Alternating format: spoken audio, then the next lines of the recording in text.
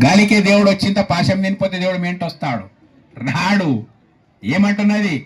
ఇదే మంత్ర ఇదే తంత్ర గతి మతి చైతన్యవయ్య అని అక్కమాదే చెప్తున్నది.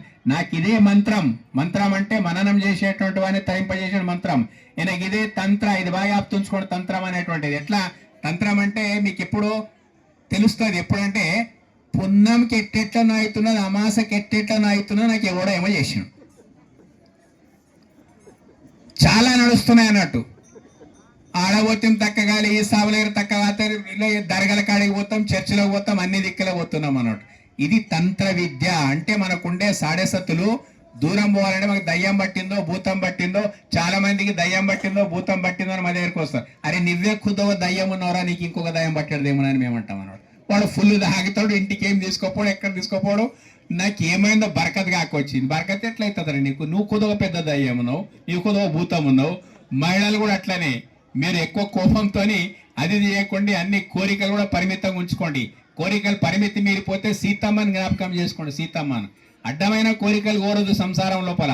సీత ఏం చేసింది? నీకు అడుగులకు మడుగులొత్తుతా, నీకు ముళ్ళిరుగుతే నేను నాలుకతో తీస్తా అని చెప్పేసి సీతమ్మ ఏం చేసింది? రామనెంబడి పోయింది. సప్పుడు కాకుండాలే కదా. పంచవటి లోపల పరణ కుటీరం వేసుకొని కూకున్న తర్వాత వాడు రావణుడు ప్లాన్ వేసినాడు. బంగారు జిమ్కన్ తయారు చేసి పంపించాడు ముంగడికి. ఎక్కడ పోయింది సీతామతి అంటే మనకు నేర్పేటందుకు కొరకు. ఎక్కడ పోయింది సీతామతి? రామా రామా, అది చాలా బాగా కనిపిస్తున్నా నాకు, దాన్ని పట్టుకొని రా. ఏం చేయాలి? పెళ్లి చేసుకొని అడవుల పాలైపోతే పెళ్ళాం ఎప్పుడేం కోరలేదు, ఇంతనన్నా ఓరింది. ఇప్పుడు ఇవ్వకపోతే ఏమనుకుంటుందో, నేను ఒక మొగోడేనా అనుకున్నాడు. ఏమనుకున్నాడు? చెంగులు తీసి ఆ జిమ్కాయ పడి పరిగెత్తుకుంటూ పోయాడు. జిమ్కాయ వనకన్నా దొరుకుతుంది. ఆ పరిగెత్తి పట్టుకుంటే దానికి వేటాడి తీసుకురావాల్సి వస్తుంది. కానీ భార్య చెప్పిన మాటతోని రాముడు కూడా ఆలోచన ఖతమైపోయిందో ఏమిటిదో మనం లేక మనకి నేర్పేటందుకు కూడా చేసాడు. పోయిన జిమ్కన్ పట్టుకోవడానికి పోయిండో ఏమేమైందో మీకు తెలుసు. అంటే కోరికకు హద్దు లేని కోరిక సీతమ్మది. జిమ్కన్ పడక ఏం చేసుకుంటావు జిమ్కన్ తీసుకొని? కానీ వచ్చింది కోరిక అట్లా. మనకేమొస్తాయి తెలుసా? మనతో ఏమున్నదో లేదో పక్కకు పెట్టు. పక్క ఇంట్లో అంతా ఏమున్నదో ఆ పక్కింట్లోని మెడల బంగారం ఉన్నదో నా ఆడికెళ్ళి తెస్తారు. 1.5 లక్ష రూపాయలు తులం అయిపోయింది. ఇప్పుడు ఈ కోరికలు వాళ్ళతో కారు ఉన్నది, మనం కూడా అరే నీ జీతం ఉన్నది 15,000 నెలకు, ఈఎంఐ కట్టాలి 20,000, నీ ముఖానికి కారా తెస్తున్నారు ఎంతో మంది. నాకు అర్థం కాదు. భూములు అమ్ముకొని ఇంకేదైనా ఆస్తి కొంటే ఒక్కడికి 10 అయిపోతాయి. అట్లా కాదు. ఇది మళ్ళా స్క్రాప్లు అమ్మేటందుకు కొరకు ఇంటి నిండా సామాను, కార్లు ఇవన్నీ కొనుక్కొని పరిశాన్ అయిపోతారు. మీరు అట్లాంటి ఏమి చేయకుండి మీరు ఈ పరమాత్మని యొక్క నామస్మరణ లోపల ఉంటే ఏ తంత్రం చేయవలసిన అవసరం లేదు, ఏ దర్గలకు పోవాల్సిన అవసరం లేదు, ఏ గుట్టలకు పోవాల్సిన అవసరం లేదు. మీరు కూక్కున్న దగ్గర ఓం నమః శివాయ ఓం నమః శివాయ అంటే మీకు అదంతా ఇదైపోతుంది. ముంగట మాట్లాడేటోళ్ళు లేనప్పుడు మీరు ఏం చేస్తారు తెలుసా?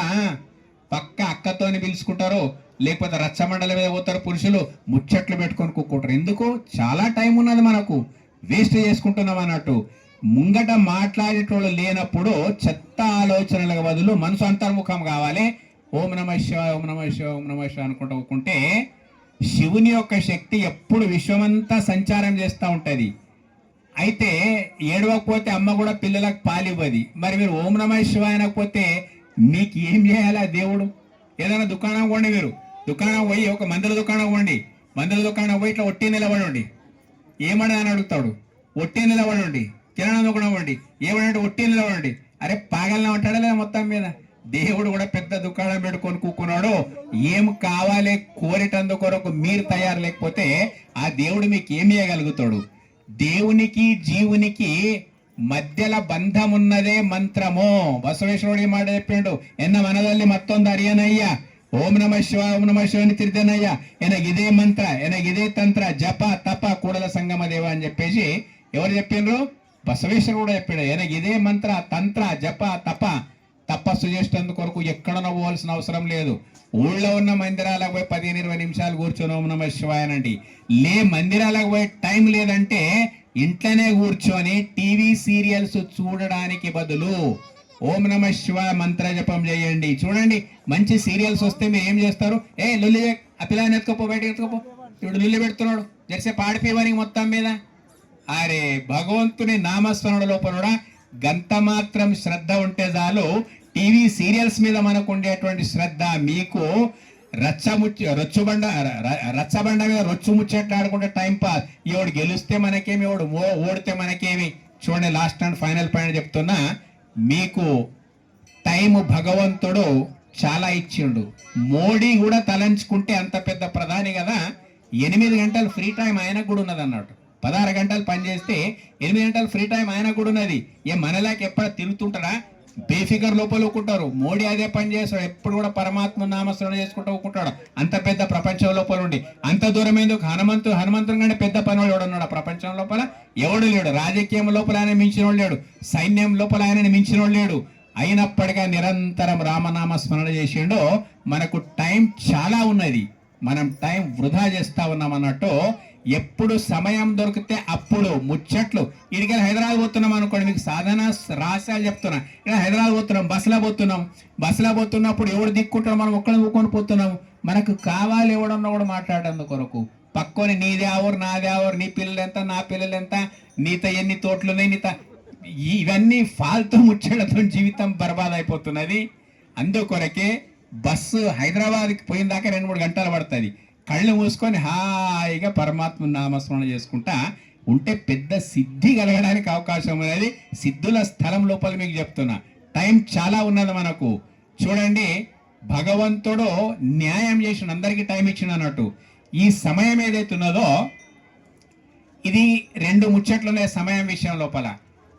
ఇది కాలకూట విషము, కాలామృతం, 2 ముచ్చట్లు మీరు విన్నవి ఉంటాయి. మొత్తం మీద సమయమును గనక వ్యసనాల లోపల వృధా, ఒట్టి పనికిరాని ఆలోచనలు, పనికిరాని ముచ్చట్లతో గడిపినవనుకో, నీ మిగులు కాలం నీ కొరకు కాలకూట విషమైపోతుంది.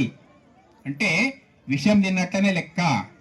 కాలామృతం ఎట్లయిపోతుంది అంటే, దొరికినటువంటి సమయము చదవనికి వస్తే మంచి పుస్తకాలు చదవండి, లేదంటే 33 కోట్ల దేవతలందరూ కూడా ఏడున్నారు ఇప్పుడు? ఎక్కడ వీళ్ళున్నారు ఇప్పుడు. 33 కోట్ల మంది దేవతలు వీళ్ళున్నారు అన్నాడు. మీకు చెప్తే మీరు పరిశాన్ అయిపోతారు. నేను 10వ తరగతి లోపు 3rd క్లాస్ పాస్ అయినా. ఆ తర్వాత ఇంటర్లో టోటల్ ఫెయిల్ అయిపోయినా.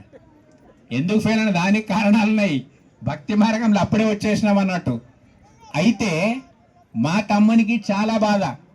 వాడేం చేసాడు, అన్న నువ్వు ఏమన్నా డిపార్ట్మెంటల్ టెస్ట్లు అవి కట్టుకో, నువ్వు జర పెద్ద పాస్ అయితే అన్ని దగ్గర నీ పేరు వచ్చేసాడు, నాకు ఏమవుతురా అని నేను అన్నట్టు. అయితే నా ప్రవచనాలన్నీ రికార్డు చేసుకొని, నేను రాసిన గ్రంథాలను అవన్నీ ఒక్క దగ్గర చేసుకొని, వాడు వరల్డ్ లెవెల్ లోపల సబ్మిట్ చేసిన, నాకు నిలవకుండానే సబ్మిట్ చేసిన. మొత్తం మీద నాకు కాల్ వచ్చింది ఢిల్లీ నుంచి, నీకు గౌరవ డాక్టరేట్ ఇస్తున్నామని చెప్పేసి. భగవద్గీతను ప్రతి శ్లోకం యొక్క భాష్యం రాసినా తీసుకొని పోయింది అడిగి. మొత్తం మీద నాకు 66 సంవత్సరాల వయసు లోపల డాక్టరేట్ వచ్చింది సిర్ఫ్ దీంతో. అంతేకాదు, భారత గౌరవరత్న అనేది ఇంకొక డిగ్రీ కూడా వచ్చింది సిర్ఫ్ దీంతో. 10వ తరగతిలో 3rd క్లాస్ ఫెయిల్ అయినటువంటి వాడు ఇంటర్లో టోటల్ పాస్ అయినటువంటి వాడు ఇంటర్లో టోటల్ ఫెయిల్ అయినటువంటి వానికి వచ్చింది. ఎందుకు వచ్చిందంటే, వాడుకోండి, కూరగాయలు కోస్తున్నారా, ఏదో ఒక మహాత్ములు ఒక అక్కమాదే వచనాలు తీసి పెట్టండి, ఇంకెవరైనా మహాత్ముల వచనాలు తీసుకొని అక్కడ పెట్టండి. ఇంట్లో ఎవరుండరు వెనకట్లాక 10 మంది ఉడుతున్నారు ఎవరన్నా. ఆ ఉన్న 2 స్కూల్కి పోతే ఆ స్కూల్కి వెళ్ళి వచ్చిందాక దిక్కు మొక్కు ఏమి లేదు, టీవీ సీరియల్ పక్క మల్లప్పుడు తప్ప మళ్ళీ ఏమి లేదన్నాడు. కాబట్టి మీకు చెప్తున్న, వ్యవసాయం చేయడానికి పోతారు మీరు, పోయేటప్పుడు ఆ జేబులు వేసుకొని మంచి ఛానల్ తీయండి. రామాయణం కావాలన్నా, మహాభారతం కావాలన్నా, ఏం కావాలంటే అది మీకు ఇందు లోపల ఉన్నది. కాబట్టి పూర్వం రామునికి కృష్ణుని కూడా ఈ అదృష్టం లేదు, అక్కమాదేవి అసంటోళ్ళ కూడా ఈ అదృష్టం లేదు. వాళ్ళు ఏదైనా ఒక 4 ముచ్చట్టినారంటే ఆ 55 ఏళ్ల కింద మా ఊళ్ళో రామాయణం చెప్పడానికి 60 ఏళ్ల కింద, ఇప్పుడు 70 60 ఏళ్ల కింద రామాయణం చెప్పడానికి ఒక పశ్చిమ గోదావరి నుంచి ఒక ఆయన వచ్చేస్తే 4 గంటలకే తట్లు వరుసుకొని కూక్కునేటువంటి వాళ్ళము. అప్పుడు మైకులు దగ్గర పోయి ఈనేటువంటి వాళ్ళము. ఇప్పటికీ జ్ఞాపకం ఉన్నాయి, 60 సంవత్సరాల మొదలైన. ఇప్పుడు ఎంత గొప్ప అదృష్టం అన్నది. ఏం కావాలి చెప్పండి మీరు, ప్రతి ఒక్కటి ఇందులో పొలుస్తున్నది. దీన్ని వాడుకోండి. ఆ తర్వాత సమయాన్ని పరమాత్ముని యొక్క నామస్మరణ లోపల వాడుకోండి. మీ జీవితాల్లో ధన్యం కాకపోతే నేను ముక్కు నేలకు రాస్తా, మళ్ళా పుట్టుపల్లికి ఇప్పుడు 1 సంవత్సరం బతుకుతే వచ్చి నేను అనుభవించి చెప్తున్నా ఇవన్నీ. నేను అనుభవించి చెప్తున్నా. ఇంకొక విషయం చెప్తా. నేను భక్తి మార్గంలో తిరుగుతుంటే మా అప్ప ఎప్పటికి తిట్టాలి అవన్నీ వరాలన్నట్టు. వీడు బిచ్చం ఎత్తుకుంటా పోతాడు. 1 ఉట్రి 2 ఉట్రి 3 ఉట్రి 4 మంది పిల్లలు పుట్టి వీడు ఇంకా ఈ ప్రవచనాలు ఇచ్చుకుంటా పోతాడు. వీడు ఏమడే అందరి ముంగడ తిట్టాలి మా అప్ప నాకు. నేను మా అప్పకు ఒక్కటే ఛాలెంజ్ చేస్తుంటే, నిజంగా నా లోపల భక్తి కరెక్ట్ ఉంటే నాయన అన్ని పుట్టిన పిల్లలకు వాడే చూసుకుంటాడు, అంతా వాడే చూసుకుంటాడు. నేను వాడిని చూస్తే వాడు నాది చూసుకోకపోతే ఏం చేస్తాడు మొత్తం మీద అని చెప్పేసి మా నాయన చచ్చే ముందు మాత్రం చాలా నా గురించి ఆయన కన్నీళ్ళు గార్చిండు అన్నాడు. అరే నిన్ను ఏమనుకునింటేరా, నేను ఎప్పుడు కూడా టైం భక్తికే ఎక్కువ ఇస్తా అన్నట్టు, భగవంతుని నామస్మరణకే ఎక్కువ ఇస్తా.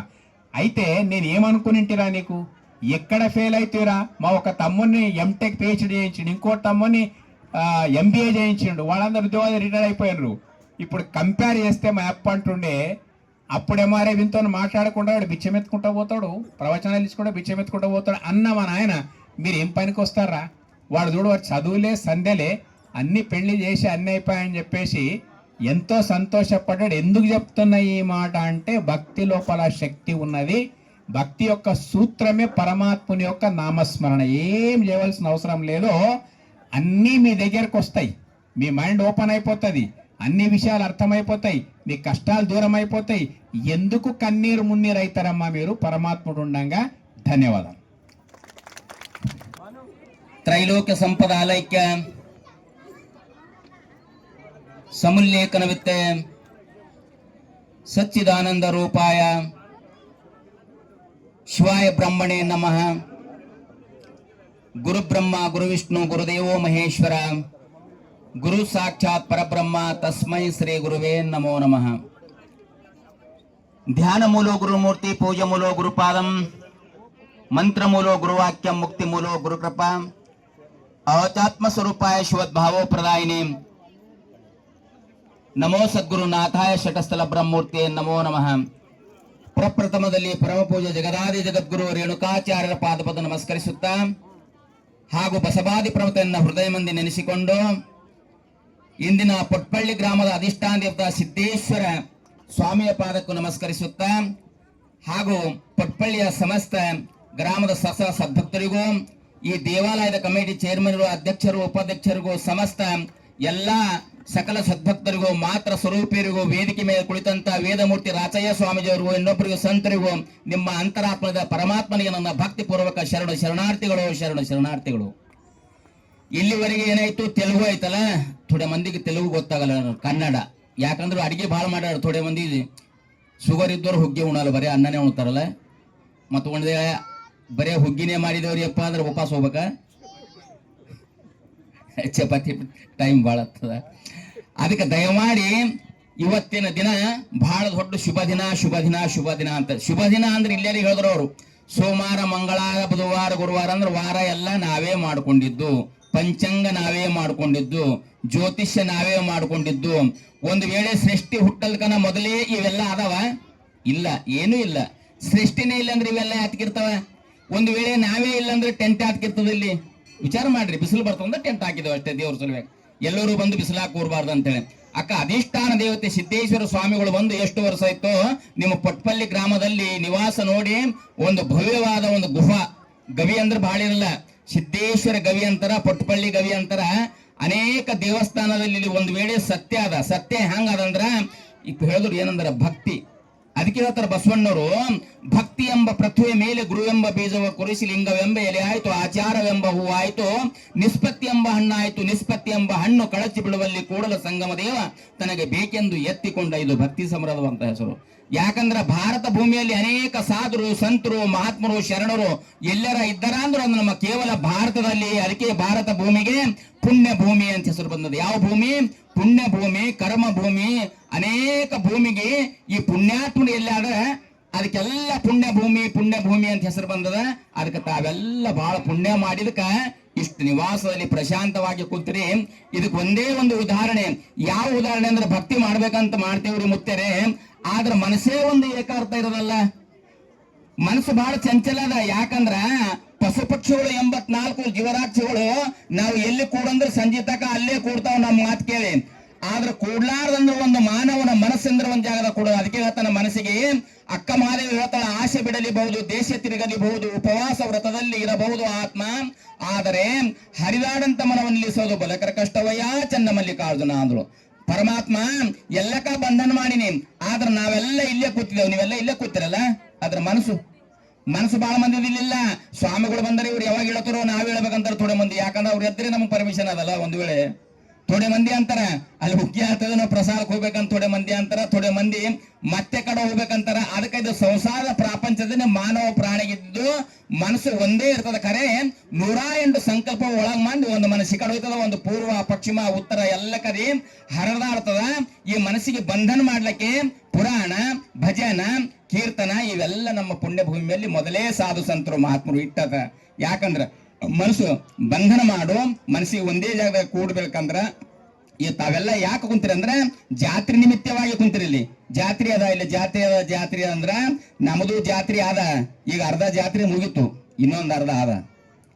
ಯಾಕೆ ಅರ್ಧ ಅಂದ್ರೆ ಕಬೀರ್ದಾಸ್ ಹೇಳ್ತಾನ ಮೊದಲ, ಲಡ್ಕ ಪನ್ ಖೇಲ್ ಮೇ ಖೋಯಾ ಜವಾನಿ ನೀಂದ್ ಬರ್ಸೋಯ ಬುಡಾಪ ದೇಕ್ ಕರ್ ರೋಯಾ ಉಮರ್ ತೂನೆ ಈಗ ವಾಯ. 20 ವರ್ಷ ತಕ್ಕ ಹೇಳಿದ್ರಲ್ಲ, ಆಟ ಪಾಠದ ಕಾಲ್ ಕಳೆದೇವಿ, ಸಾಫ್ಟ್ವೇರ್ ಆದೇವಿ, ಡಾಕ್ಟರ್ ಆದೇವಿ, ಏನೋ ಆದೇವು ನಮ್ ದೈವಾಧೀನಂ ಸರ್ವಲೋಕಂ, ನಮ್ ದೈವದಾಗ ಏನಾದ ಆದೇವಿ. ಆದ್ರ ಇನ್ನ ಹಾಫ್ ಏನಾರ ಆಗಬೇಕಾಯ್ತಂದ್ರೆ ಅದಕ್ಕೆ ಹೇಳ್ತಾನೆ, ಏನಾದರೂ ಒಂದಾಗೋ ಮೊದಲು ಮಾನವನಾಗೋ. ಮನುಷ್ಯತ್ವ ಮೊದಲಾಗಬೇಕಾಯ್ತಂದ್ರ ಅರಿವು ಇರ್ಲಿಕ್ಕೆ ಗುರು ಮಾಡಿಕೋ, ನರಕ ದೂರವಾದತ್ತು, ಮುಂದಿನ ದಾರಿ ನಿನಗೆ ದೊರೆದತ್ತು. ಮಕ್ಕಳಿಗೆ ಹೆಂಗ ಒಳ್ಳೆ ಕಲೆಕ್ಟರ್ ಆಗ್ಬೇಕು, ಲಾಯರ್ ಆಗ್ಬೇಕಂತ ಒಳ್ಳೆ ಕಾನ್ವೆಂಟ್ ಸ್ಕೂಲಿಗೆ ಹೆಂಗ ಹಾಕ್ತೇವಲ್ಲ, ನಮ್ಮ ಮನಸ್ಸಿಗೂ ಬಂಧನ ಮಾಡ್ಬೇಕು.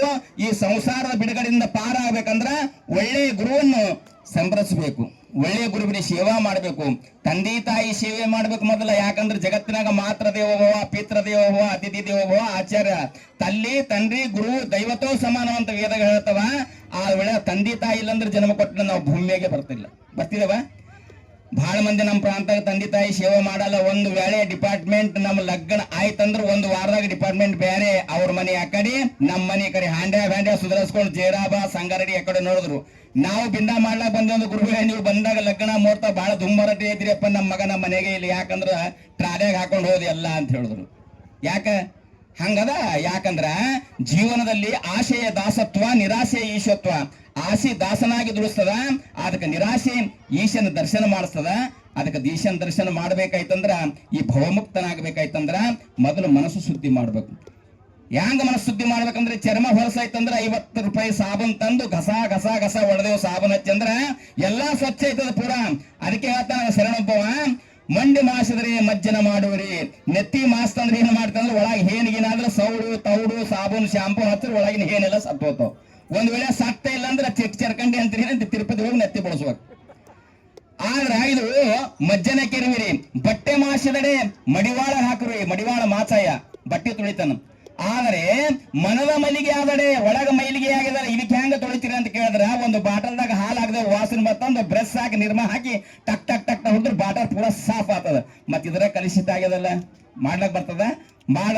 ಅದಕ್ಕ ಮನವ ಮೈಲಿಗೆ ಆದಡೆ ಸಜ್ಜನರ ಕೂಡಲ ಸಂಘವನ್ನ ಸೇವೆ ಮಾಡಿದರೆ ಮನಸ್ಸು ನಿರಾಳ ಆಗ್ತದ, ಪೂರಾ ಸ್ವಚ್ಛ ಆಗ್ತದ ಅಂತ ಹೇಳಿದ್ರ, ಅದಕ್ಕ ಮಾಡೋ ನೀ ಸಂತರ ಸಂಘ ತಿಳಿಯುವುದು ಅಂತರಂಗ. ಅಂತರಂಗ ಇದೇ ಅದೇ ಹೇಳಿದ್ರು, ದಯವಿಲ್ಲ ಧರ್ಮ ದಾವದಯ್ಯ, ದಯ ಬೇಕು ಸಕಲ ಪ್ರಾಣಿಗಳಲ್ಲಿ, ದಯವೇ ಧರ್ಮದ ಮೂಲವಯ್ಯ. ನಮ್ಮ ದಯ ಬೇಕು ಮೊದಲು. ದಯ ಇದ್ರ ಧರ್ಮ ಇದ್ರೆ ನೀವೆಲ್ಲ ಕುಂತೀರಿ. ಯಾರು ಏನ್ ಕುಂತಿರೋ ದೇವ್ರಿಗೆ ಕುಣ ಇಲ್ಲ. ಯಾರು ಟೆಂಟ್ ಕೊಟ್ರಿ, ಯಾರು ಅನ್ನದಾಸೋಗ ಮಾಡ್ತೀರಿ, ಯಾರು ಇವೆಲ್ಲ ಕಲ್ದು ಜ್ಞಾನ ದಾಸೋಗ ಮಾಡ್ತೀರಿ. ಇದಕ್ಕೆಲ್ಲ ಏನ್ ಬೇಕ್ರಿ? ದುಡ್ಡೇ. ಧನಂ ಧನಂ ಧನಂ ಧನಂ. ಧನಂ ಇಲ್ಲ ಅಂದ್ರೆ ಜನನೇ ಇಲ್ಲಿ. ಧನಂ ಇದ್ದಕ್ಕೆ ಜನ ಒಂದ್ ವೇಳೆ ಧನಂ ಇಲ್ಲದೆ ನಾವು ಒಬ್ಬರೇ ಕೊಡ್ಬೇಕಾಗ್ತದ. ಅದಕ್ಕೆ ಏನಂತಾರ? ಲಕ್ಷ್ಮಿ ಅಂತಾರ. ಲಕ್ಷ್ಮಿ ಕೊಂದರದಿ, ಸರಸ್ವತಿ ಅಂದರದಿ. ಲಕ್ಷ್ಮಿ ಸ್ಥಿರವಾದಕ. ಲಕ್ಷ್ಮಿ ಯಾವ ನಂಬಕೋತ ನಾವು ಮುಂದಕ್ಕೆ ಹೋಗಲ್ಲ. ಲಕ್ಷ್ಮಿ ಇವತ್ತು ಗೌಡ್ರ ಮನ್ಯಾಗ, ನಾಲಿಗೆ ಕುಳ್ಕಳರ ಮನ್ಯಾಗ ಮನಿ ತಿರ್ಕೋತ ಹೋಗ್ತದ. ಆದ್ರೆ ಸರಸ್ವತಿ ಹೋಗಲ್ಲ. ವಿದ್ಯಾದಾನಂ ತೋದೆ ಈ ಬುದ್ಧಿ ಪ್ರಧಾನಿ ಸ್ವಾಮಿಗಳು ಏನಂದ್ರು, ನಮ್ಮ ಅಪ್ಪನ ಆಶೀರ್ವಾದ ನನಗ, ನನ್ನ ಮಕ್ಕಳು ಏನೋ ಆಯ್ತಾರ, ನಾನೇ ಆಯ್ತದ. ಶಿವನೇ ನಿನ್ನನ್ನು ಒಲಿಸಿದರೆ ಒಲಿಸಬಹುದು, ಆದರೆ ಈ ಜನರನ್ನು ಒಲಿಸುವುದು ಬಲ ಕಷ್ಟ. ಅರೇ ಪರಮಾತ್ಮ, ನಿನಗೆ ನಾಮಸ್ಮರಣೆ ಮಾಡುವಂದ್ರೆ ನೀ 10 ನಿಮಿಷದಾಗ ನನ್ನ ಬಲ ಬರ್ತೀನಿ, ಬೇಡಿಲು ಕೊಡ್ತೀನಿ. ಆದ್ರೆ ಇಷ್ಟು ಜನರಿಗೆ ಒಲಿಸಬೇಕಾಯ್ತಂದ್ರ ನನ್ನಿಂದ ಆತದ ಅಂದ್ರ, ಇದು ಜನವಶ ಮಾಡ್ಬೇಕಾದ್ರೆ ಪೂರ್ವಜನ ಪುಣ್ಯ ಬೇಕು. ಇಷ್ಟು ಮಂದಿಗೆ ಕಟ್ಟಿ ಹಾಕಿರಿ ಅಂದದಕ್ಕೆಲ್ಲ ಕಾರಣ ಸಿದ್ದೇಶ್ವರ ನಾಮಸ್ಮರಣೆ, ನಾಮ ಚಿಂತನೆ ತಾವೆಲ್ಲ ಬಂದರು. ಒಂದು ವೇಳೆ ಸಿದ್ದೇಶ್ವರ ಇಲ್ಲಂದ್ರೆ ಯಾರು ಬರಲ್ಲ. ಆ ಪ್ರಕಾರ ನೀವು ಭವಿ ಜೀವನ ಸಾರ್ಥಕ ಮಾಡ್ಕೋಬೇಕು, ಜನ್ಮ ಉದ್ಧಾರ ಆಗ್ಬೇಕಾಯ್ತಂದ್ರ ಮೊದಲು ಏನ್ ಮಾಡ್ಬೇಕಂದ್ರ ದಾನ. ದಾನ ಜಗತ್ತಿನ ಕಲಿಯುಗದಲ್ಲಿ ಮೊದಲನೇದು ಯಾವ್ದಂದ್ರ ದಾನ. ದಾನವೇ ಶ್ರೇಷ್ಠ. ಅಲ್ಲಿಂದು ಧ್ಯಾನ. ದಾನ ಧ್ಯಾನ ಸ್ನಾನ ಇವು ಯಾರು ಮಾಡಪರಿ ಕೊಡ್ಬಾರ್ದಂತ. ಈಗ ಸ್ನಾನ ಮಾಡಪರಿ ಯಾರು ನೋಡ್ತಾರೆ? ತಟ್ಟು ಹಚ್ಚಿ ದೋಡ್ ಹಚ್ಚಿ ಮತ್ತು ಒಳಗೆ ಕುಂತು ಗಸ ಮಾಡಪರಿ ಯಾವ ನೋಡಲ್ಲ. ಒಂದು ವೇಳೆ ಧ್ಯಾನಕ್ಕೆ ಕುಂತರು ಅಂದ್ರ ಸುಮ್ಕೊಂಡ ಧ್ಯಾನ ಕುಂತಿನ ತಟ್ಟಿ ಮುಚ್ಕೊಂಡು ಧ್ಯಾನ ಕುಂತಾಗೂ ಯಾರು ಬರಲ್ಲ. ಆದ್ರ ದಾನ ಮಾಡಪರಿನು ಈ ಕೈಯಿಂದ ದಾನ ಮಾಡತ್ರ ಈ ಕೈಗೆ ಗೊತ್ತಾಗಬಾರ್ದಂತ. ಇದು ಕರ್ಣ. ಅದಕ್ಕೆ ಹೇಳ್ತಾರ ಕರ್ಣಗ ದಾನ ವೀರ ಸೂರ ಕರ್ಣ ಅಂತ ಹೆಸರು ಬಂತು. ಯಾಕ ಇವು 3 ಹೆಸರು ಯಾರಿಗೆ ಬಂದಿಲ್ಲ? ಸ್ವರ್ಗ ಮರ್ತ ಪಾತಾಳದಾಗ ಆ ಕರ್ಣನ ಬಳಿ ಅಂತ ಶಕ್ತಿ ಇತ್ತು, ಅಂತ ಭಕ್ತಿ ಇತ್ತು. ಅದಕ್ಕೆ ದಾನ ಮಾಡ್ದ. ಥೋಡೆ ಮಂದಿ ಅಂತಾರೆ ಈಗ ಇವರೆಲ್ಲ ಚಂದಕ್ಕೆ ಹೋದ್ರಂತಾರ, ವರ್ಷಕ್ಕೆ ನಮ್ಮನೆಗೆ ಮೊದಲು ಬರ್ತಿ, ಬಾಜು ಮನೆಗೆ ಹೋಗ್ಬೇಕಾಗಿಲ್ಲ. ಅದಕ್ಕೆ ದಾನಕ್ಕೆ ಮತ್ತೇನಾರ ಪಿಂಚನ್ ಗೌರ್ಮೆಂಟ್ ಇಂದ ಬರ್ಸ್ರಿ ಗೌಡ್ರೆ, ಮೊದಲು ನಂದು ಬರ್ಸ್ರಿ. ನಾನು ಮೊದಲು ನಿಮ್ ಸೇವಾ ಮಾಡಿನಲ್ಲ, ನಿಮ್ಮ ಎಲೆಕ್ಷನ್ ದೇ ಓಡಾಡಿನ. ಯಾಕಂದ್ರ ಎಲೆಕ್ಷನ್ ಓಡಾಡಬಾರಂದ್ರ 1000 ರೂಪಾಯಿ ಸಿಗ್ತಂತ ಒಬ್ಬರಿಂದ ಒಬ್ಬರು 4-6 ಮಂದಿ ಹೋಗ್ತಾರ. ಆದ್ರೆ ದೇವ್ರ ಬಳಿ ಬಾ ಅಂದ್ರೆ ಯಾವ ಬರಕ್ ತಯಾರಿಲ್ಲ. ಯಾಕೆ ಹೇಳ್ತಾನ? ಧರ್ಮಕ್ಕೆ ಕೈಬಾರದಿ ಕಾಲ, ಪಾಪ ಕರ್ಮಕ್ಕೆ ಮನಸ್ಸೋರದಿ ಕಾಲ, ದಂಡ ದ್ರೋಹಕ್ಕೆ ಉಂಟು, ಪುಂಡ ಪೋಕರಿಗುಂಟು, ಬೇಡಿಕೊಂಬುವರಿಗಿಲ್ಲೋ ಈ ಕಾಲ ಅಂತ ಹೇಳ್ತದ. ಧರ್ಮಕ್ಕೆ ಕೈಬಾರಲು. ಧರ್ಮಕ್ಕ 100 ರೂಪಾಯಿ ದಾನ ಮಾಡದಂದು 3 ಮಂದಿ ಹೇಳ್ತಾನ. ಸಿದ್ದೇಶ್ವರ ಚಂದ ಬರ್ಸಿ 100 ರೂಪಾಯಿ ಅಂತ. ಒಂದು ಕರ್ಮದಾಗ ಜಡದು 10,000 ಕೊಟ್ಟರು, ದಂಡ ಕೊಟ್ರು, ಯಾವ್ರಿಗೆ ಹೇಳ ಗಪ್ಚುಪ್ ಮನೆಗೆ ಹೋಗ್ತಾನ. ಯಾಕಂದ್ರೆ ದಂಡ ತಗೊಂಡು ಹೇಳ್ತಾರೆ ಯಾಕೆ ಕೊಟ್ಟಂತ. ಅದಕ್ಕ ದಯ ಮಾಡ್ಬೇಕಂದ್ರೆ ಧರ್ಮ ಬರ್ತದ. ಧರ್ಮ ಬೇಕಂದ್ರೆ ಮನುಷ್ಯನಾಗ ಸುಜೀವಿತನ ಆಗ್ಬೇಕು. ತಾಯಂದ್ರಿ ಮೊದಲು. ಯಾಕಂದ್ರೆ ಎಲ್ಲ ಇವರಿಗೆ ಹೇಳಂತ ಅನ್ಬೇಡ್ರಿ, ನಿಮಗೂ ವಿಶೇಷವಾದಂತ ಶಕ್ತಿ ಹೇಳಿದ್ರು ಸ್ವಾಮಿಗಳು. ನಿಮಗೆ ಆಫರ್ಗಳು ಹೆಚ್ಚವ ಅಂತ ಹೇಳಿದ್ರು. ಎಲ್ಲ ಗೌರ್ಮೆಂಟ್ ಸಹಕಾರ ಸವಲತ್ತು ಎಲ್ಲ ನಿಮ್ಗೆ ಇಲ್ಲಿಂದ ಒಂದು ದುಡ್ಡು ಇಲ್ಲದೆ ಪೂರ ತೆಲಂಗಾಣ ತಿರುಗಬಹುದು. Bus free government. Aadhaar card ಇದ್ರೆ ಸಾಕು. ನಮಗಿಲ್ಲ ಆ ರೂಲ್ಸ್ ನಿಮಗೆ ಕೊಟ್ಟ. ಯಾಕಂದ್ರೆ ಇದಕ್ಕೆ ಗವರ್ಮೆಂಟ್ ಸೋಲಾಪುರ ಸಿದ್ದರಾಶ್ವರ್ ಮೊದಲೇ ಹೇಳಿದ್ರು, ತಾ ಮಾಡಿದ ಹೆಣ್ಣು ತನ್ನ ತೊಡೆಯ ನೇರಿತು, ತಾ ಮಾಡಿದ ಹೆಣ್ಣು ಬ್ರಹ್ಮನ ನಾಲಿಗೆ ನೇರಿತು, ತಾ ಮಾಡಿದ ಹೆಣ್ಣು ನಾರಾಯಣ ಇದನ್ನು ಹೇಳಿತು. ತಾ ಮಾಡಿದ ಹೆಣ್ಣು ಹೆಣ್ಣಲ್ಲ, ಹೆಣ್ಣು ರಕ್ಕಸಿ ಅಲ್ಲ, ಹೆಣ್ಣು ರಾಕ್ಷಸಿ ಅಲ್ಲ, ಹೆಣ್ಣು ಸಾಕ್ಷಾತ್ ಕಪಿಲ ಸಿದ್ಧ ಚಂದ ಮಲ್ಲಿಕಾರ್ಜುನ. ಅದಕ್ಕ ಹೆಣ್ಣಿನಿಂದಲೇ ಉಂಟು, ಹೆಣ್ಣಿನಿಂದಲೇ ಸುಖ ಉಂಟು, ಹೆಣ್ಣಿನಿಂದಲೇ ಪರ ಉಂಟು, ಮುನಿದರೆ ಹೆಣ್ಣಿನಿಂದ ಮರಣ ಉಂಟು ಸರ್ವಜ್ಞ ಅಂತ ಹೇಳ್ತಾನೆ ಸರ್ವಜ್ಞ ಮೂರ್ತಿ. ಎಲ್ಲ ತಾನೇ ಜೈಸಾ ಬೇಸ್ ವೈಸಾ ಬೇಸ್. ಯಾಕಂದ್ರೆ ಒಬ್ಬವ ಹಾದಿ ಹೊಂಟ ನಡೆದ್ರೆ ಅವನಿಗೆ ಬೆಂಕಿ ಬೇಕಾಗಿತ್ತು. ಏನ್ ಬೇಕಾಗಿತ್ತು? ಬೆಂಕಿ. ಅವನಿಗೆ ಭಾಷೆ ಬರ್ತಿದಿಲ್ಲ.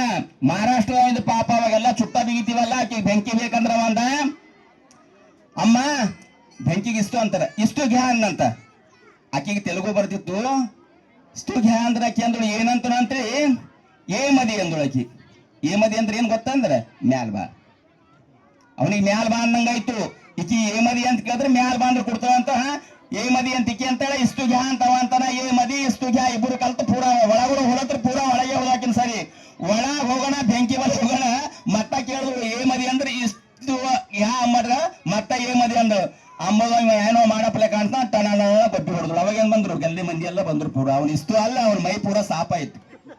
ಭಾಷೆ ಬರಬೇಕಾಯ್ತದ. ಮಾತು ಬಲ್ಲವನಿಗೆ ಜಗಳವಿಲ್ಲ, ಊಟ ಮಾಡೋವನಿಗೆ ರೋಗವಿಲ್ಲ. ಯಾವನಿಗೆ ಮಾತು ಬರ್ತಾವ ಜಗಳ ಇಲ್ಲ. ಊಟ ಯಾವ ಮಾಡ್ತಾನೋ ತಂದೃಷ್ಟಿ ರುಬುಗಳಿದ್ದಪ್ಪ ಇರ್ತಾನೋ. BP ಬರಲ್ಲ, ಶುಗರ್ ಬರಲ್ಲ, ಏನು ಬರಲ್ಲ ಅವನಿಗೆ. ಅದಕ್ಕೆ ಜೀವನದಾಗ ಎಲ್ಲಾ ಭಾಷೆ ಮಹಾತ್ಮ ಬಸವಣ್ಣವರು ಪೂರ ಚಾನ್ ಬಿಸ್ಯಾನಿ ಮಾಡಿದ್ರು. ಅದಕ್ಕೆ ಮೊದಲು ಹೇಳಿದ್ರು ಹ್ಯಾಂಗಿರ್ಬೇಕಂದ್ರ, ನುಡಿದರೆ ಮುತ್ತಿನ ಹಾರದಂತಿರಬೇಕು, ನುಡಿದರೆ ಸ್ಫಟಿಕದ ಸಲಾಕೆ ಅಂತಿರಬೇಕು, ನುಡಿದರೆ ಮಾಣಿಕ್ಯದ ದೀಪ್ತಿ ಅಂತಿರಬೇಕು, ನುಡಿದರೆ ಲಿಂಗ ಮೆಚ್ಚಿ ಹೌದೌದೆನ್ನಬೇಕು, ನುಡಿಯೊಳಗಾಗಿ ನಡೆದಿದ್ದರೆ ಅದೆಂತ ಮೆಚ್ಚನೆಯ ಕೂಡಲ ಸಂಗಮ ದೇವ. ಒಂದು ವೇಳೆ ನಾವು ಮಾಡ್ತೇವೆ ಇವತ್ತ ಭೂದಾನ ಮಾಡ್ದೇವಿ, ಗೋದಾನ ಮಾಡ್ದೇವಿ, ಕನ್ಯಾದಾನ ಮಾಡ್ದೇವಿ, ಸುವರ್ಣ ದಾನ ಮಾಡ್ದೇವಿ.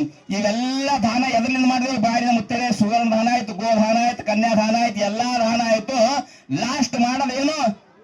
₹1,00,000 ಕೊಡ್ತೇವೆ ಅಂತ ವಾಗ್ದಾನ ಮಾಡಿದೇವೆ. ಎಲ್ಲಿ? ಇಲ್ಲಿ ಮಾಡಿದೆವು. ಮುಂದಿನ ವರ್ಷ ಅಂದ್ರೆ ನಾ ಬಾಯಿಲಿ ಹೇಳಿದ್ರೆ ಕೊಡ್ಲಕ್ ಆಗಲ್ಲ. ಇದು ಯಾವ್ದಂದ್ರೆ ವಾಗ್ದಾನ.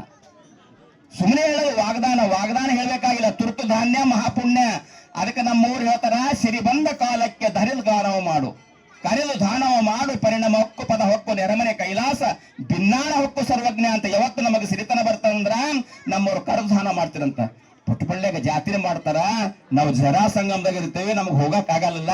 1-4 ಚೀಲ ಅಕ್ಕಿ ಬ್ಯಾಳಿ ಗೋಧಿ ಹಾಕಿ ಮಹಾಪ್ರಸಾದ ನಡಿ ನಮ್ಮೂರ ಹೆಸರು ಮ್ಯಾಗ ಅಂತ ಇವ್ರು ಮಾಡ್ತಿರು. ಇವತ್ತೇನಿಲ್ಲ, ಶಿವ ಯಾರಿಗೇನು ಕಮ್ಮಿ ಮಾಡಿಲ್ಲ. ಐಶ್ವರ್ಯ ಭೋಗ ಭಾಗ್ಯ ಎಲ್ಲ ಅದ. ಆದ್ರೆ ಕೊಡಂತ ಮನಸ್ಸು ಬೇಕು. ತುರ್ತು ಧಾನ್ಯ ಮಹಾಪುಣ್ಯ ಅಂತ ಮನಸ್ಸಿದ್ದಲ್ಲಿ ಮಾರ್ಗ ಉಂಟು ಅಂತ ಹೇಳ್ತಾರ. ಇನ್ನೊಂದು ಸಣ್ಣ ಸ್ಟೆಪ್ ಹೇಳ್ತೀನಿ. ಯಾಕಂದ್ರೆ ಇವ್ರಿಬ್ರು ಹೋಗೋರಂತ. ಇವ್ರಕನ ಮೊದಲು ನಾನೇ ಹೋಗೋಗಿದ್ದೀನಿ. ನಾವು ಒಂದು ಗುರುವಿಲ್ಲ. ಆದ್ರೆ ಜಾತ್ರೆ ಅದ, ಅಲ್ಲಿ ಒಂದು ಜಾತ್ರೆ ಅದ, ತುಮಕುಂಟ ಕೊಳದೇರಿ ಭದ್ರೇಶ್ವರ ಜಾತ್ರೆ ಅದ, ಅಲ್ಲಿಗೆ ಗುರುಗಳು ನಾವೇ ಅದೀವಿ. ಫೋನ್ ಮಾಡಿದ್ರ ಅಪಾರವಂತ ಪಟೇಲ್ರಿ ಅಂತ ಆಂಡ RTO ಹೋಗಪರಿ ಹೋಗಿ ಬರ್ತಾರ, ಬರಪರಿ ದಯಮಾಡಿ ನಾ ಮೊದಲು ಇಲ್ಲೇ ಬಂದಿನಿ, ಈಗ ಇಲ್ಲಿಂದ ಅಲ್ಲಿ ಹೋಗ್ಬೇಕು, ಅಲ್ಲಿಂದ ಇನ್ನೊಂದು ಊರು ಹೋಗ್ಬೇಕು. ಅದಕ್ಕೆ ದಯಮಾಡಿ, ಯಾಕಂದ್ರ ಅವ್ರು ಹೋಯ್ತೆ ಅಂದ್ರ ಇವ ಯಾವಾಗ ತೆಗಿತಾನೋ ಅಂದ್ರು ಸುಮ್ಮನ ಯಾರಿಗೂ ಮತ್ತ ಹೊಲೆಯರಿಗೆ ಬಲ ಕೊಡ್ಬಾರ್ದಂತ, ಹೊಲೆಯರಿಗೆ ಬಲ ಕೊಡ್ಬಾರ್ದು. ಹಿಂದಕ್ಕೆ ಕೌದಿ ಹೊಲಿತಿರಲ್ಲ, ಕೌದಿ, ಇವ್ರು ಯಾರು ಕೌದಿ ಹೊಲಿಯಲ್ಲ, ಎಲ್ಲ ರೆಡಿಮೇಡ್ ಅವು. ಹೊಲೆಯರಿಗೆ ಬಲ ಕೊಡ್ಬಾರ್ದಂತ, ಅವಾಗೆಲ್ಲ ಹೆಣಕ ಅಳೋರಿಗೆ ಎಡ ಕೊಡ್ಬಾರ್ದು, ಯಾಕಡಿ ಎಡ ಸೈಡ್ ಕೊಡ್ಬಾರ್ದು. ಯಾಕಂದ್ರೆ ಅಳು ಬಂತು, ಏನೇ ಬಂತಂದ್ರೆ ಅದ್ರ ಮ್ಯಾಗ ಹಾಕ್ತಿವ ಅಂತ. ಅದಕ್ಕೆ ಹೊಲೆ ಪರಿ ಚೂಜಿಗೆ ಇರ್ತಾವ, ಬಲ ಕೊಡ್ಬೋದಂತ. ಅದಕ್ಕೆ ಪುರಾಣ ಪ್ರವಚನ ಹೇಳ ಪರಿ ಡೈರೆಕ್ಟ್ ಎದುರು ಕೊಡ್ಬೇಕಂತ. ಯಾರಿಗೆ ಗುರುವಿನ ಎದುರು ಕುಂತ್ರೆ ಏನಾರ ಗೊತ್ತದ, ಯಾಕಡೋ ಮೂಲೆ ಕುಂತ ಅಂದ್ರ ಏನೋ ಗೊತ್ತಾಗಲ್ಲ. ನಿದ್ದೆ ಬಂದವರಿಗೆ ಸುದ್ದಿ ಹೇಳಿದ್ರೆ ಕುಣ ಆಗ್ತದ, ಅವ ನಿದ್ದೆ ಮಾಡಿದ್ರೆ ಇರ್ತಾವ, ಯಾವ ಸುದ್ದಿ ಕುಣ ಆಗಲ್ಲ ಅವನಿಗೆ. ಪೊಟ್ಪಳಿಗೆ ಹೋಗಿ ಏನ್ ಮಾಡಿ ಅಂದ್ರೆ ಹುಗ್ಗಿ ಬಹಳ ಚಲೋ ಆಗಿತ್ತು, ಉಂಡಾಯ್ಕ ಮತ್ತ ಟಿಫಿನ್ದಾಗ ತಂದ ಅಂತ ಎರಡೇ ಇರ್ತಾವಲ್ಲ. ಅದಕ್ಕೆ ಜೀವನದಾಗ ಒಂದು ಸಣ್ಣದು ಭಕ್ತಿ ಮಾರ್ಗದ ಅಪ್ಪ ಹೇಳ್ಯಾರ. ಭಕ್ತಿ ಅಂದ್ರೆ ಎಂತ ಭಕ್ತಿ ಇರ್ಬೇಕು, ಶರಣ ಸಾಹಿತ್ಯದ ಭಕ್ತಿ ಅಂದ್ರ ಒಂದು ಊರಾಗ ಬಸವ ಪುರಾಣ ಆಡ್ತು. ಯಾವ ಪುರಾಣ? ಬಸವ ಪುರಾಣ ಹಚ್ಚಿದ್ರು, ದೊಡ್ಡದು ಅನುಭವ ಮಂಟಪ ದೊಡ್ಡದಿತ್ತು.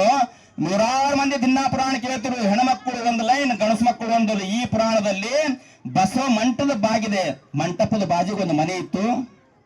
ಅವ ಏನು ಮಾಡ್ತಿಲ್ಲ, ದಿನ ಏನ್ ಮಾಡ್ತಿದ್ದ, ಎಮ್ಮಿ ಕಾಯ್ತಿದ್ದ. ಎಮ್ಮಿ ಇತ್ತು ಅವನಲ್ಲಿ, ಎಮ್ಮಿ ಹೊಡ್ಕೊಂಡು ಹೋಗ್ಬೇಕು, ಸಾಯಂಕಾಲ ಬರಬೇಕು, ಕೈಕಾಲು ತೊಳ್ಕೋಬೇಕು, ಊಟ ಮಾಡ್ಬೇಕು, ನಿದ್ದೆ ಮಾಡ್ಬೇಕು.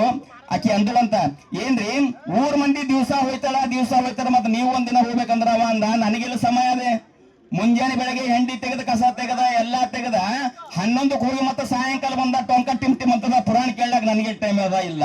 ನೀವು ಹೋಗ್ಲೇಬೇಕಂದ್ರ 15 ದಿನ ಆಯ್ತು, ಇನ್ನು 15 ದಿನ ಉಳಿತು. 16 ಆಯ್ತು, 18 ಆಯ್ತು, ಲಾಸ್ಟ್ ಆಯ್ತು. ನೀ 2 ದಿವಸ ಉಳಿದು ಲಾಸ್ಟ್ಕ. ಯಾಕಂದ್ರೆ ಹೆಣ್ಮಕ್ಳು ಟಾರ್ಚರ್ ಬಹಳ ಇರ್ತದ. ಅವ ತಾಳಾರದೆ ಬಂದ, ಕೈಕಾಲ್ ಮುಖ ಅರ್ಚನೆ ಮಾಡ್ಕೊಂಡ, ಊಟ ಮಾಡ್ದ ಫಸ್ಟ್ ಕ್ಲಾಸ್. ಊಟ ಮಾಡಿ ಏನ್ ಮಾಡ್ದ, ಪುರಾಣ ಭವ್ಯ ದಿವ್ಯ ಪುರಾಣ ನಡೆದಿತ್ತು. ಯಾರಿಗ ಟೈಮ್ ಇಲ್ಲ, ಪ್ರಸಾದ್ ಹಂಚವ. ನೀವು ಪ್ರಸಾದ್ ಹಂಚ್ತೀರಿ, ಇನ್ನೊಬ್ರು ರೊಕ್ಕ ಹಂಚಿದ್ರು. ನಾವು ರೊಕ್ಕ ಪ್ರಸಾದ್ ಮಾಡಿದ್ರೆ ರೊಕ್ಕ ಕಾಯ್ದೆ ನೋಡಿದ್ರು ನಾವು ಪುರಾಣ ಬಂದ್ ಮಾಡ್ತೇವೆ ಇಲ್ಲಿ. ಶಿವಸಾಂಬಜಯ ನಮ ಪಾರ್ವತಿ ಪತೆ ಶಿವ ಹರ ಹರ ಮಹಾರೇ ಬರೋ ಸಿದ್ದೇಶ್ವರ ಸ್ವಾಮಿ ಮಹಾರಾಜಿಗೆ ಜೈ ಬಿ ಅಂಬಲ್ರೆ. ಸಿದ್ದೇಶ್ವರ ಸ್ವಾಮಿ ಮಹಾರಾಜಿಗೆ, ಮಹಾತ್ಮ ಬಸವೇಶ್ವರ ಮಹಾರಾಜಿಗೆ, ಉಡುತಡಿ ಅಕ್ಕ ಮಹಾದೇವ ಮಾತಾಕಿ, ಶಿವಸಾಂಬಜಯ ಹರ ಹರ ಪಾರ್ವತಿ ಪತೆ ಶಿವ. ಅಷ್ಟು ಉದ್ದಕ್ಕೂ ಬರಲ್ಲ, ಲಾಸ್ಟಕ್ಕೆ ಜೇರೆಲ್ಲ ಬರ್ತದಿಲ್ಲ ಅಂತ. ಮಹಾತ್ಮ ಬಸವೇಶ್ವರ ಮಹಾರಾಜಿಗೆ ನೋಡಮ್ ಯಾವ ಪಾರ್ಟಿ ನೀವು ಜೆ ಅಂದ್ರೆ ಟೆಂಟ್ ಏನಾರ ಹಿಂಗಿಂಗ್ ಆಗ್ಬೇಕು, ಆ ಶಕ್ತಿ ಬರ್ಬೇಕು. ಯಾಕಂದ್ರ ಬಾಲ್ದವ್ರು ಇಬ್ರು ಕುಸ್ತಿ ಬಿದ್ರೆ ಕೈ ಹೆಂಗ್ ಬರ್ತದ, ಶಕ್ತಿ ಹೆಂಗ್ ಬರ್ತದ, ಹಂಗ ಶಕ್ತಿ ಬರ್ಬೇಕು. ಭಕ್ತಿದಾಗ ಅಂದ್ರ ಅಂತ ಶಕ್ತಿ ಪರಮಾತ್ಮ ಮಾಡ್ಯಾನ. ಈ ಯಾರ ಪೇಷಂಟ್ ಮಾತಾಡ್ಲಕ್ ಹೋದ್ರ ಆರಾಮಿದ್ದೇನಂದ್ರ ಪೇಷಂಟ್ ಆದ ಅಂತ ಹಂಗ ಅನ್ಬಾರದು. ಹಂಗ ಅನ್ಬೇಕಾಗಿಲ್ಲ. ಶಿವನಾಮವನ್ನು ನುಡಿಯದ ಬಾಯಿ ಬಚ್ಚಲ ಕುಣಿಯಂತೆ, ಗುರು ಧ್ಯಾನವನ್ನು ಮಾಡದ ಮನುಜ ಹಾಳದೇಗಲಂತೆ, ವಿಷಯದ ಗುಣಗಳು ಅಳಿಯದ ಜ್ಞಾನಿ ಉದರ ಕಳ್ಳನಂತೆ, ಮೋಸದಿಂದಲೇ ಜಪತಪ ಮಾಡುವ ಗಾರಡಿಗಾಡದಂತೆ, ದುಷ್ಟ ನೆಂಟರು ಊರೊಳಗಿದ್ದರೆ ಪರಕುಲ ಜನರಂತೆ, ನಿಷ್ಠಿ ಇಲ್ಲದ ಆತ್ಮೀಯ ಗೆಳೆಯ ಪ್ರೀತಿಯ ಗೆಳೆಯ ಕಾಡಗಿತೇನಿ ಅಂತೆ. ಕಾಡಗಿತೇನಿ ಕೆಲಸ ಬರ್ತಾವ ಹಂಗ. ಪ್ರೀತಿ ಗೆಳೆಯ ಇದ್ರ ಒಬ್ರಿಗೋರ್ ಬೋಲಕ್ಕಾದ 10 ರೂಪಾಯಿ ಕೊಡಂದ್ರೆ ನಂಬಲಿಲ್ಲ ಈಗ ಅಂತ ಗಟ್ಟ 10,000 ಕೊಟ್ಟ. ಪ್ರೀತಿ ಪ್ರೇಮ ವಿಶ್ವಾಸ ಅಂತ ಬೇಕಾಗಿಲ್ಲ. ಶರಣ ಸಾಹಿತ್ಯ ಪ್ರಕಾರ ಇಲ್ಲೇ ಇಲ್ಲ. ಅವಾಗ ಏನಾಯ್ತು, ಲಾಸ್ಟ್ಗೆ ಏನು 2 ದಿನ ಇತ್ತಲ್ಲ, ಏನು ಪುರಾಣ ಬಂದ ಲೈನ್ ಕುಂತಿರು. ಅವ ಫಸ್ಟ್ ಕ್ಲಾಸ್ ಊಟ ಗೀಟ ಮಾಡಿದ. ಲಾಸ್ಟ್ ಕಂಬ ಇತ್ತದು, ಆ ಕಂಬಕ್ ಬಂದು ಟೇಕಾ ಹೊಡೆದ ಆರಾಮ್ ಕುಂತ. ಪೇಟಿ ತಬಲ ಸಂಗೀತ ನಡೆದಿತ್ತು ಫಸ್ಟ್ ಕ್ಲಾಸ್. ಶರಣ ಸಾಹಿತ್ಯದು ಸಾಂಬ ಸದಾಶಿವ ಗೊತ್ತಲ್ಲ ನಿಮ್ಗೆಲ್ಲ. ಸಾಂಬ ಸದಾಶಿವ ಸಾಂಬ ಸದಾಶಿವ ಈ ಪ್ರಾರ್ಥನೆ ನಡೆದಿತ್ತು. ಯಾವ ಪ್ರಾರ್ಥನೆ? ಸಾಂಬ ಸದಾಶಿವ ಪ್ರಾರ್ಥನೆ ನಡೆದಿತ್ತು. ಪ್ರಾರ್ಥನೆ ಆಗಸ್ತಕ ಇಲ್ಲಿ ಪ್ರಾರ್ಥನೆ ಮುಗೀತು. ಅವನಿಗೆ ನಿದ್ದೆ ಹತ್ತು, ಕಂಬ ನಿದ್ದೆ ಹತ್ತು. ಅವನಿಗೆ ಎಡತಕ ಕೇಳ್ತಾನ, ಅವ ನಿದ್ದೆ ಹತ್ತು. ಟಕವಾಟ ಆಗಿದೆ, ಎಮ್ಮೆ ಹಿಂದೆ ಬಂದು ನಿದ್ದೆ ಹತ್ತಿತು. ನಿದ್ದೆ ಹತ್ತಣ ಇವನು ಕೀರ್ತನ ಪ್ರವಚನ ಊಟ ತಿಂಡಿ ಎಲ್ಲ ಆಯ್ತು. ಎಲ್ಲರೂ ಎಕಡಿಂದ ಎಕಡೆ ಹೋದ್ರು, ಅವ ಒಬ್ಬನೇ ಕೂತಲ್ಲಿ ಗುರ್ರ ಗುದ್ದು ನಿದ್ದೆ ಹೊಡ್ಲತ್ತ. ಈಗ ಲಾಸ್ಟಿಗೆ ನೀವೆಲ್ಲ ಹೋದ್ಮೇಲೆ ಈ ಕುರ್ಚಿ ಗಿರ್ಚಿ ತೆಗೆದಿದ್ದ ಡ್ಯೂಟಿ ಇರ್ತದೆ ಇಲ್ಲಿ. ಆ ಸಂಚಾಲಕರು ಬಂದ್ರು. ಇವನಂತೂ 2 ತಾಸಾಯ್ತು, ಇವ ಇನ್ನೇ ಹೇಳಲ್ಲ. 12ಕ್ಕೆ ಬಂತು ಸಮಯ ಅಂತ ಹೇಳಿದಾಗ ಹೋಗವನಿಗೆ ಅಂದ್ರು ಹಿಂಗಿಂಗ ತಮ್ಮ ಎಲ್ಲರೂ ಹೋದ್ರಿ ಹೇಳ್ತೇ ಇಲ್ಲೇ ಕೂಡ್ತೆ ಅಂದ್ರ ಅವ ಏನನ್ಬೇಕ್ರಿ, ಸಾಂಬ ಸದಾ ಶಿವ ಸಾಂಬ ಸದಾ ಶಿವ ಅಂತ ಹಿಂಗೆದ್ದವ ಹೆಂಗೆದ್ದ ಈ ಪ್ರಕಾರ ಎದ್ದ ಸಾಂಬ ಸದಾ ಅಂತ ಎದ್ದ. ಇವ್ರಂದು ಯಾಕೋ ಹುಚ್ಚಾಗ್ಯದ ಸಾಂಬ ಸದಾ ಶಿವ ಆಗ್ಯ ಮುಗಿತು ಇವ ನಿದ್ದೆಗಣ್ಣಾಗ 12 ಬಜೆ ಅಂತಾನಂದ್ರೆ ಹೇಳಲೇಕಂತ ತಿಳ್ಕೊಂಡು ಮತ್ತೆ ಎಲ್ಲಿಗೆ ಹೋಗೋದ ನಮ್ಮ ಮನೆ ಅಕ್ಕಡದ ಅಂದ. ಸಾಂಬ ಸದಾ ಶಿವ ಅಂತ ಬೀದಿಯಾಗೆಲ್ಲ ಹಿಂಗೆ ಅನ್ಕೋತ ಹೊಂಟ. ಯಾರಿಲ್ಲ ಒಬ್ಬವನೇ ಹನ ರಾತ್ರಿ 12 ಆಗ್ಲತ್ತದ. ಹೆಂಡತಿ ಆದಕ್ಕೆ ಕಾಯ್ಕೊಂಡು ಕೂತ್ಳು. ಇವನಿಗೆ ಸುಮ್ಮನರ ಹೋಗಂದ ಪುರಾಣಕನ. ಇವೇನು ಗುಡಿಗೆ ಹೋದ್ನೋ ಮತ್ತೆ ಕಡದ ಹೋದ್ನೋ ಹೊರಗೆ ಸುಮ್ಮನೆ ಎಮ್ಮಿ ಮೇಯಿಸ್ಕೊಂಡು ಮನೆಗೆ ಮಕ್ಕೋತಿದ ಅಂತ ಅಕ್ಕಿ ಚಿಂತೆ ಮಾಡ್ಕೋತ 12 ಆಗ್ಯದ ಟೈಮು. 12 ಆದ್ರೂ ಆ ಕಡೆ ಈ ಕಡೆ ನೋಡ್ಕೋತ ಕುಂತಳ. ಇವ ಮೆಲ್ಲ ಹೊಂಟನ ಸಾಂಬ ಸದಾಶಿವ ಅನ್ಕೋತ. ಹಾ ಬಾ ಬಾ ಏನ್ ಹೇಳಿದ್ರು ಗುರುಗಳು ಅಂತ ಕೇಳಿದ್ರು. ಗುರುಗಳು ಏನ್ ಹೇಳಿದ್ರು ನೀ ಏನ್ ಕೇಳಿದಿ ಅಂದ್ರ ಸಾಂಬ ಸದಾ ಶಿವ ಸಾಂಬ ಸದಾ ಶಿವ. ಅದು ಇರ್ಲಿ, ಎಷ್ಟು ಜನ ಬಂದಿರು ಸಾಂಬ ಸದಾ ಶಿವ ಸಾಂಬ ಇದಕ್ಕೂ ಅದೇ ಅಂದ. ಮತ್ ಊಟ ಏನಿತ್ತು? ಹುಗ್ಗಿ ಮಾಡ್ಯಾರ, ಅನ್ನ ಮಾಡ್ಯಾರ, ಬೂಂದೆ ಮಾಡ್ಯಾರ. ಸಾಂಬ ಸದಾ ಶಿವ ಸಾಂಬ ಸದಾ ಶಿವ. ಇದು ಯಾಕೋ ಪಾಗಲಾದಪ್ಲೆ ಕಾಣಿಸ್ತಾ ಅಂತ ತಿಳ್ಕೊಂಡು ಹೋಗ್ಲಾರ್ದೆ ಪುರಾಣಕ್ಕೆ ಹೋಯ್ತು. ಮನ್ಯಾಗರ ಇರ್ತಿತ್ತು. ಲಾಸ್ಟಕ್ ಹೋಗಂದ. ಲಾಸ್ಟಕ್ ಹೋಗಿ ಊರ್ ಮಂದಿದೆಲ್ಲ ಬುದ್ಧಿ ಇವನೇ ತಂದು ಬರೇ ಏನಂದ್ರೆ ಸಾಂಬ ಸದಾ ಶಿವ ಅಂತಲಕ ಅದು ಇರ್ಲಕ ಒಳಗ ಬಾ ಅಂದ. ಏನಂದಳು? ಒಳಕ್ ಬಾ ಅಂದಳು. ಒಳಗ್ ಹೋದ ಸಟ ಸಟ. ಏನಂದು ಒಳಗ್ ಬಂದಿ. ಈಗ ಅಲ್ಲಿ ಏನ್ ಹೇಳದಂದ್ರ ಮತ್ತೇನಂದ ಒಳಗ್ ಬಾ ಅಂದ್ರ ಸಾಂಬ ಸದಾ ಶಿವ ಸಾಂಬ ಅವಾಗ ಆಕಿಗಂತೂ ಇವ ಹಿಂಗಾದ್ರೂ ಸುಮ್ ಕೊಡಲ್ಲ ಅಂತ ತಿಳ್ಕೊಂಡು ಅವಾಗೆಲ್ಲ ಮೂಲೆಗೆ ಏನಿಕ್ತಿರ್ ಗೊತ್ತಾ? ಒಣಕಿ ಖಾರ ಕುಟ್ಟ ಒಣಕಿ ಇರ್ತೀವಿ ಹಿಂದಿನ ಟೈಮ್. ಈಗೆಲ್ಲ ಒಣಕೆ ಪಣಕಿ ಯಾವನ ಬಲ್ಲ ಒಣಕಿ ಇಲ್ಲ, ಒಳ್ಳಿಲ್ಲ, ಬಿಸ್ಕಲಿಲ್ಲ. ಎಲ್ಲ ಗೌರ್ಮೆಂಟ್ ಗರ್ ಅಂತ ಬೆಳಗಾಡಿಕೆ. ಕರೆಂಟ್ ಇಲ್ಲ ಅಂದ್ರೆ ಉಣಾದು ಬಂದು ಮಕ್ಕೊಂಬದು ಬಂದು ಎಲ್ಲ ಬಂದೆ. ಆನ್ಲೈನ್ ಇಂಟರ್ನೆಟ್ ನೀವೆಲ್ಲ ಬಹಳ ಸುಧಾರ ಬೆಳೆದ್ರಿ. ಆ ಒಣಕಿ ತಗೊಂಡು ಕೈದಾಗ ತಗೊಂಡ್ರು ಅಂದ್ರು. ಒಣಕಿ ಕೈದಾಗ ತಗೊಂಡ್ರು ಅಂದ್ಲತ್ತಿಲ್ಲವ. ಏನಂದರ ಅಂದ್ರ ಮತ್ತೇನಂದ? ಸಾಂಬ ಸದಾ ಶಿವ ಅವನಿನ ಸಾಂಬದ ಶಿವ ಬುಗ್ ಅಂದಳು. ಬೊಗ್ಗಡ ಮ್ಯಾಕವೇ ಹೆಡ್ಕಿನ ಕೈ ಬೆನ್ನಾಗ ಒಂದು ದಬ್ಬ ಅಂತ ಹೊತ್ತಳು. ಅವಾಗ ಏನಂತಾನ? ನೀವು ಒಣಕಿನ ಹೊಡೆದ್ರೆ ಏನಂತ್ರಿ? ಯವ್ವ ಯಪ್ಪ. ಅವ ಯವ್ವಪ್ಪ ಅಂದಿಲ್ಲ. ಒಣಕಿಲೆ ಪೆಟ್ಟು ಬಿದ್ದಿರ್ಬಿ ಸಾಂಬ ಸದಾ ಶಿವ ಮತ್ ಗಚ್ಚಿ ಅಂದವ. ಅನ್ಬೇಕಾದ್ರ ಅವನ ಭಕ್ತಿಯಲ್ಲಿ ಒಳಗ ಉತ್ಪನ್ನವಾದಂತ ಒಂದು ಭಕ್ತಿ, ಪಕ್ವಾದಂತ ಭಕ್ತಿ ಏನಾಯ್ತು? ಆ ಭಕ್ತಿ ಸೌರಕ ಬಂಗಾರ ಒಣಕೆ ಆಯ್ತು. ಕಟ್ಟಿಗೆ ಹೋಗ್ತೀವಿ. ಏನಾಯ್ತು? ಬಂಗಾರ ಒಣಕೆ ಆಯ್ತು. ತಾಳಿ ಬಿಡ್ಬೇಕು ನೀವೆಲ್ಲ. ಬಂಗಾರ ಒಣಕೆ ಅಂದ್ರೆ ಗಪ್ಚು ಕೊಡಬಾರ್ದು ಅಂತೇಳಿ ಬಂಗಾರ ಒಣಕಿ ಆಗಣಾಕಿ ಅಂದ್ರು. ಅಬ್ಬೋ ಇವ ಸಾಮಾನ್ಯ ಆಗ ಬಂದಿಲ್ಲ ದೇವ್ರ ಬಲ್ಲಿ. ಒಬ್ಬೊಬ್ರು ತಿಂಗಳು ಕೇಳಿದ್ರು ಪ್ರವಚನ, 2 ತಿಂಗಳು ಕೇಳಿದ್ರು, ವರ್ಷಾನ್ಸಾರಿ ಜಾತ್ರೆ ಮಾಡಿದ್ರು. ಅವ್ರ ಭಕ್ತಿ ಆಗಿಲ್ಲ.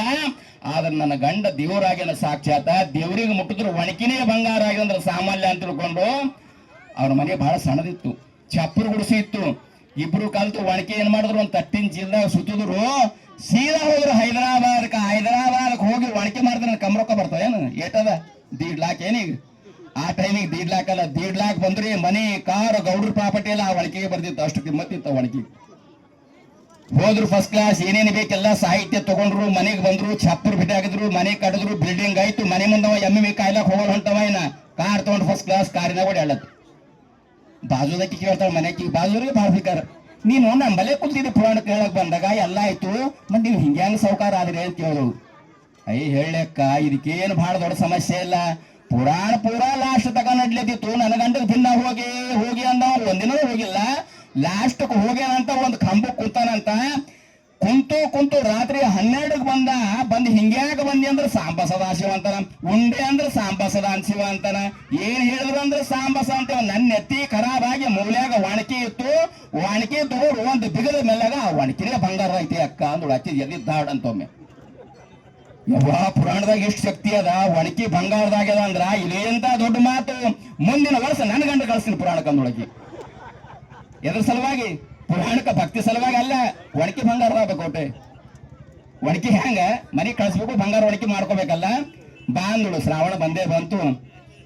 ಅವ ಥೋಡೆ ಮೂಡಿದ್ದ. ದನಾಗಿದ ಮೈಸ ಮನುಷ್ಯ ಅಲ್ಲ. ಅವ ಎಲ್ಲೆಲ್ಲ ಕೂಡ್ತಿದ್ದ ಗೌಡ್ರ ಬಲ್ಲಿ ಕುಳ್ಕೊಂಡ್ರ ಬಲ್ಲಿ. ಆದ್ರೂ ಹೋಗ್ಬೇಕಲ್ಲ ಹೆಣ್ತಿ ಮಾತಿಗೆ. ನಾ ಕೆಮ್ಮಿ ತಂದು ಹಲೆ ಅಂತ ಬೇಗನ ತಿರುಗಿ ಶ್ರಾವಣದಾಗ ಪುರಾಣಕ್ಕೆ ಹೋಗ್ಬೇಕಲ್ಲ. ಲಾಸ್ಟ್ ದಿನ ಬಂದ. ಕೈಕಾಲು ಮುಖ ತೊಳ್ಕೊಂಡ. ಎಮ್ಮೆ ಎಲ್ಲ ಕಟ್ಟಿ ಹಾಕಿ ಏನ್ ಮಾಡ್ದ?